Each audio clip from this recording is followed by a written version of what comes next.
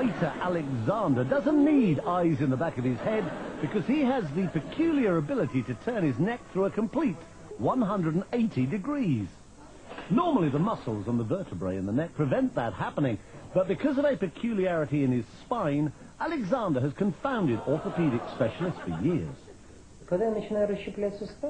Many years ago, I started doing gymnastics, he says. That's when I noticed that my vertebrae seem to be very flexible and that I can turn my head farther than normal. I worked at it little by little, going a little farther each time, and one day I was able to turn my head all the way around.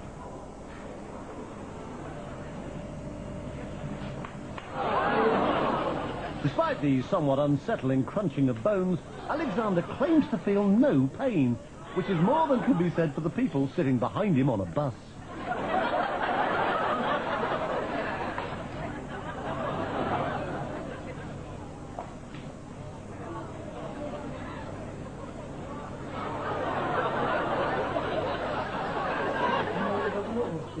When I do it, it takes energy out of my whole body, he says. It requires 100% concentration.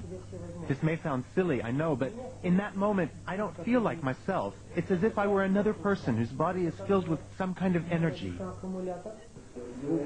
I've been a radiologist for more than 30 years, he says, but I've never seen anything like it. Alexander is extremely flexible, no doubt about it.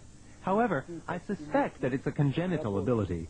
It's not something anyone could learn or train for. On the contrary, if someone else were to try it, they would surely break their neck. For me, it's absolutely normal and doesn't hurt at all. The fact that he can turn other people's heads as well, although obviously not as far, has encouraged Alexander to take his peculiar skill on a concert tour.